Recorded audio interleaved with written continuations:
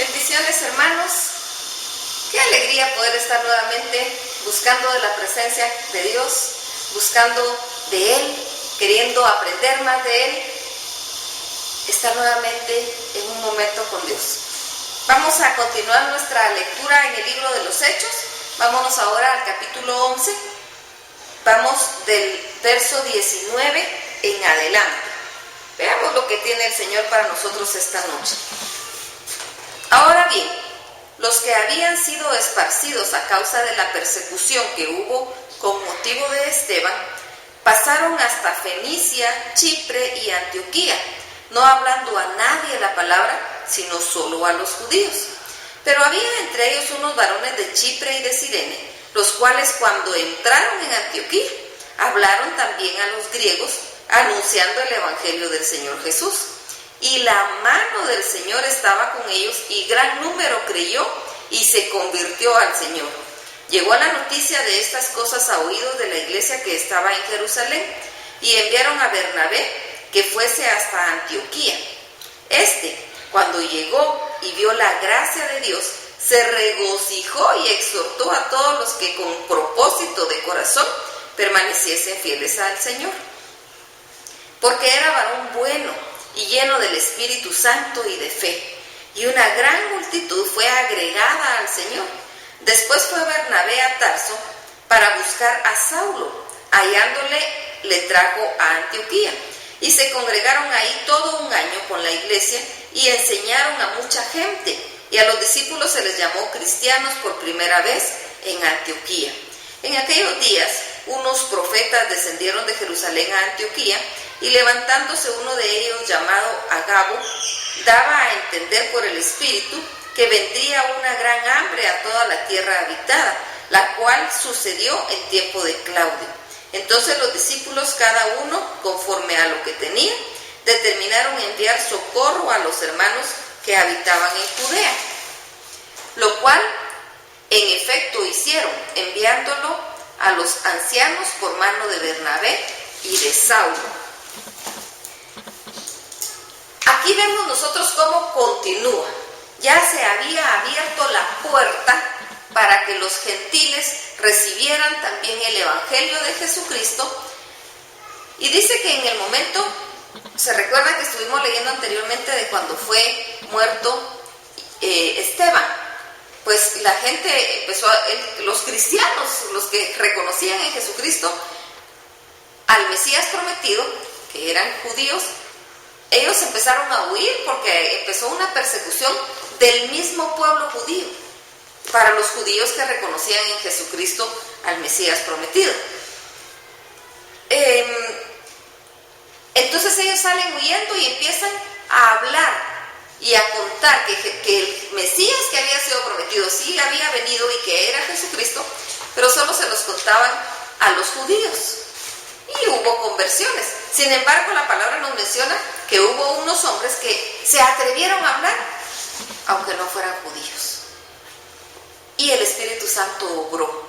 Nosotros sabemos que la obra es del Espíritu Santo. Nosotros somos sus instrumentos, nosotros hablamos, vamos y hablamos, pero el que toca es el Espíritu Santo. Y el Espíritu Santo empezó a hacer obra en las personas y empiezan a convertirse y empieza a crecer en Antioquía y en Cirene el evangelio. Empieza a darse a conocer. Y aquí hay una situación histórica. En el verso 26 dice que a los discípulos se les llamó cristianos por primera vez en Antioquía. El nombre cristiano no fue un nombre que la iglesia se haya puesto. Era reconocido el grupo de personas, de judíos que reconocían en Jesucristo al Mesías como una nueva secta, como una secta nueva, como una variante, digamos, del judaísmo. Se habían dado sectas en el tiempo del periodo intertestamentario, había habido grupitos que creían diferentes cosas. Y este grupo era el grupo que disponía a decir que Jesucristo era el Mesías. Pero es que ellos tenían pruebas, las pruebas mismas de la palabra, de la profecía. Pero el otro pueblo no quiso reconocer en Jesucristo al Mesías. Tenían una venda en sus ojos. Y entonces conocidos solo como una nueva secta. De repente algunos los conocían como los del camino, porque andaban caminando y andaban predicando. Pero aquí en Antioquía es el primer lugar donde por primera vez se les denomina cristianos. Ahora, este nombre se les da en forma peyorativa, en forma como de un apodo. Ellos esperaban como molestarlos y decirles, sí, ustedes son cristianos, porque seguían a Cristo. Entonces para ellos los estaban ofendiendo. Cuando nosotros nos dicen un apodo, pues no nos gusta, porque el apodo va a resaltar no lo bueno, sino que lo malo. Sin embargo, este apodo les gustó. Cuando les dijeron cristianos, ellos dijeron, pues qué bonito, se oye bonito que nos digan cristianos y que nos llamemos cristianos. Ellos terminan adoptando para sí este nombre de cristianos. Y hasta la fecha, nosotros nos sentimos honrados y agradecidos con el Señor de poder llamarnos cristianos, de que nos puedan llamar cristianos. Y aun cuando todavía pueda haber quienes nos sigan llamando cristianos en forma de burla, en forma de como que no estamos cuerdos o qué sé yo, no importa. Nosotros, al igual que los primeros discípulos y los apóstoles, nos seguimos sintiendo dichosos y agradecidos con el Señor que nos llamen cristianos. Así que esto es un dato bonito, es un dato interesante y además, por supuesto, poder entender cómo empezaron a convertirse muchos. La iglesia empieza a crecer de una manera increíble. Podemos decir que aquí sí verdaderamente hubo un crecimiento explosivo, un crecimiento impactante, porque eran miles de los que se convertían. En muy poco tiempo, en poquísimos años, se convirtieron miles, pero convertidos verdaderamente, no convertidos a medias, convertidos genuinamente. Era un cambio total de la vida pagana que ellos llevaban, los que no eran judíos. Y para los judíos era un cambio total de reconocer que aquel Mesías que había sido prometido ya había llegado. Y esa era la bendición. Y eso es lo maravilloso. Y es lo que nosotros podemos seguir dándole gracias al Señor. Vamos a platicar con nuestro Padre, vamos a darle gracias, vamos a decirle gracias, Señor. Y sí me siento orgullosa, sí me siento orgulloso de ser llamado cristiano, de ser llamada cristiana.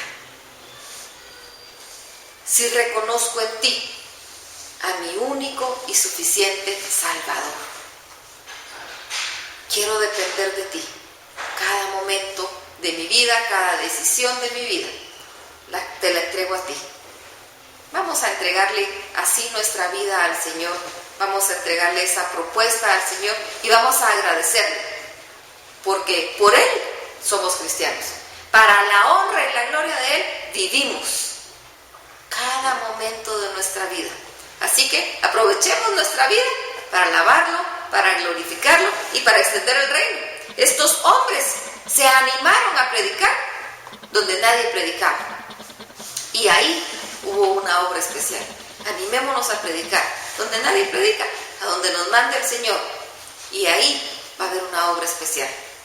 Así que vamos a platicar con el Señor y Él va a platicar con nosotros. Que Dios los bendiga.